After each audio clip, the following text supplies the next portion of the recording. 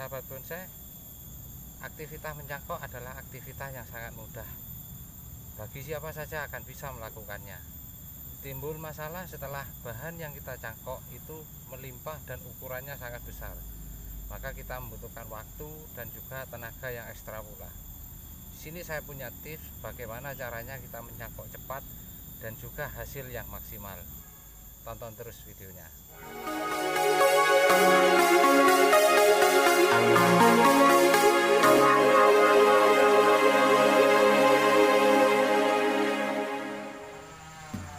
Sahabat bonsai, ini adalah contoh percabangan yang akan kita cangkok.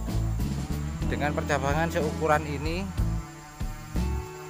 cara yang lama kita gunakan yaitu kita harus melakukan penyayatan di sini, kemudian di bawahnya, kemudian kita kelupas, baru kita bungkus dengan media tanam. Nah, di sini saya punya trik yang baru. Kita tidak usah melakukan 2 sayatan di sini, akan tetapi cukup 1 sayatan, dan itu tidak menggunakan pisau stek atau pisau ukulasi, tapi kita menggunakan gergaji seperti ini. Cukup kita lakukan penggergajian di sini, keliling, kemudian kita tutup dengan mos yang sudah kita sediakan seperti ini. Ini adalah contoh mos, atau bisa kita menggunakan serbuk bekas gergaji kayu. Kita sesuaikan ukuran plastik yang kita bungkus seperti ini. Kita isi plastiknya jangan terlalu padat untuk memberi ruang gerak nanti setelah kita tempel ke batang yang kita akan cangkok. Ada ukuran sedang, kecil, dan ukuran besar. Untuk cabang yang sebesar ini maka dibutuhkan pembungkus yang besar. Kita akan pakai yang sebelah kiri yang paling besar ini, agar nanti minimal separuh dari batang ini bisa tertutup dengan media cangkok ini. Agak dalam, usahakan nyampe pada kayu. Tujuannya akan nanti beberapa waktu ini tidak akan tersambung kembali, akan tetapi nanti bisa tumbuh akar di bekas luka ini.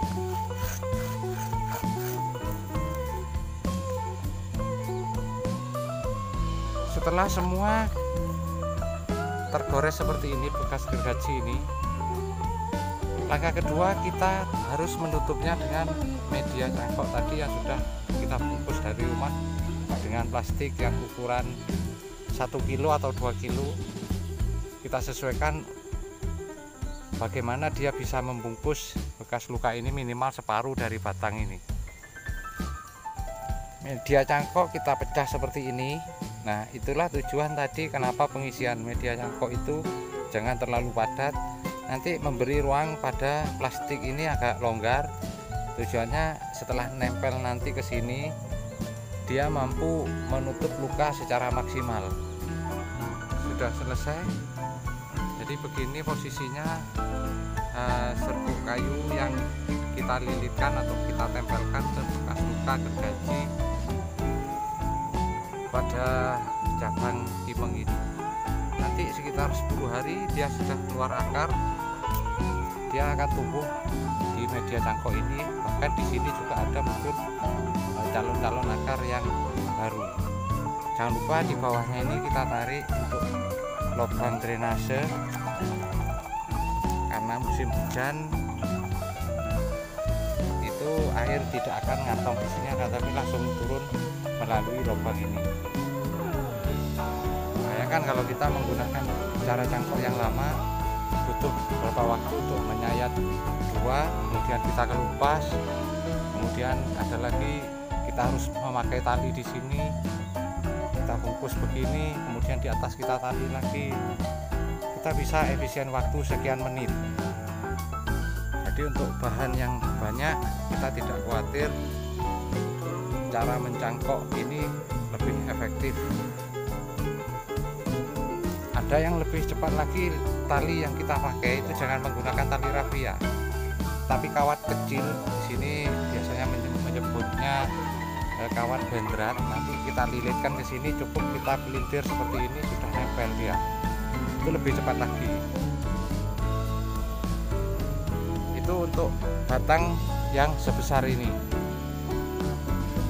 Jika batangnya lebih kecil, maka kita punya teknik yang lebih cepat lagi.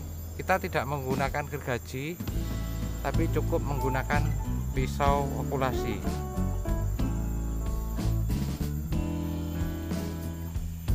Contoh ini cabangnya seperti ini relatif kecil. Cukup kita sayat bagian atas begini saja. Kalau masih ada waktu, kita sayat bawah. Usahakan nanti penyayatan ini agak dalam, sama seperti gergaji tadi.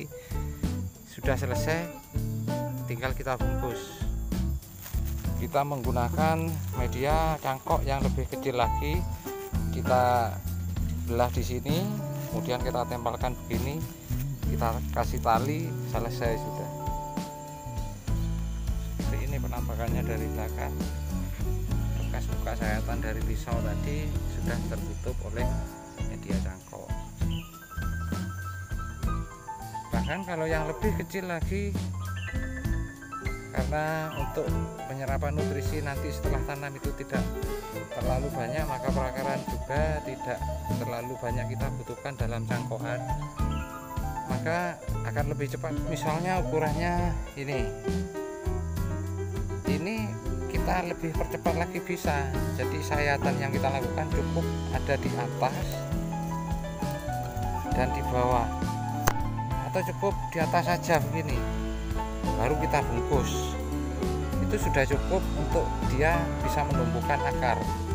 Nanti saya punya contoh hasil dari cangkok teknik seperti ini. Dia tumbuh akar dan akarnya subur banyak, karena tergantung dari media yang kita gunakan. Nah, dengan ukuran seperti ini, dia cangkok yang kita gunakan kecil, lebih kecil lagi, kita menggunakan sejenis plastik roll itu ya, tetap kita isi dengan serbuk kayu atau mos. Yang dalam hal ini mosnya sudah harus dalam keadaan basah, sudah dalam keadaan basah. Kita belah di sini, kita tempelkan ke sini, kemudian kita ikat dengan tali. Seperti ini kemarin tumbuh akar, itu juga semuanya tertempel oleh media yang kita bungkus menggunakan plastik, mulai plastik 1/4, setengah kilo, kemudian 1 kilo dan 2 kilo untuk ukuran batang yang agak besar.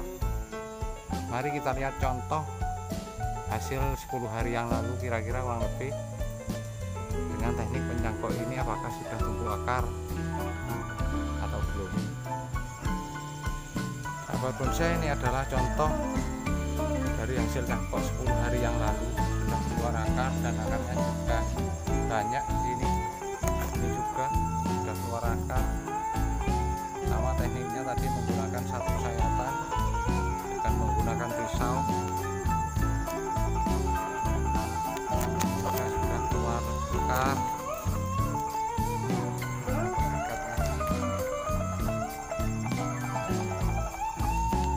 Sama, kita lukai bibit, kita bungkus dengan media tanam, media cangkok, dan dia akan keluar akar. Yang terakhir, nanti pada saat ini sudah keluar akar, usahakan waktu pemotongan ini akar harus sudah menekan media cangkok ini, agar nanti setelah dipotong dan tali ini dilepas, mau ditanam maksudnya, media dan perakaran ini menjadi padat sehingga tidak mudah terurai, tetap padat, tidak mudah goyang. Tujuannya kalau dia tetap padat seperti ini waktu tanam, artinya perakaran ini tidak ada yang putus dan peluang untuk hidup itu sangat besar. Usahakan nanti waktu pemotongannya menunggu akar ini sudah agak tua, tapi jangan sampai tua, maksudnya tidak sampai hitam mengering seperti ini, tapi masih putih. Nah seperti ini sudah bisa untuk kita potong. Sebab dengan pengalaman, kalau akar yang tua tidak ada yang muda seperti ini, itu peluang hidupnya juga 50-50, 50%, 50%. Lebih sering ke gagalnya. Tapi kalau di sini perakarannya masih putih-putih seperti tadi contoh itu peluang hidupnya sangat besar. Saya kira itu sahabat bonsai. Mungkin di komunitas yang lain punya teknik dan trik tersendiri, mungkin lebih cepat dari teknik ini. Saya mohon kritik dan sarannya silahkan tulis di kolom komentar, karena masing-masing komunitas biasanya memiliki trik dan teknik sendiri-sendiri. Di sini kami hanya berbagi pengalaman. Menurut kami di sini ini merupakan teknik yang paling cepat dalam teknik mencangkok. Tujuannya untuk membanyakan budidaya bahan bonsai kimeng. Terima kasih sudah menonton sampai selesai. Jangan lupa like, comment, share, dan subscribe-nya untuk berkembangnya channel ini. Tentunya seputar pembahasan tanaman bonsai. Salam satu hobi.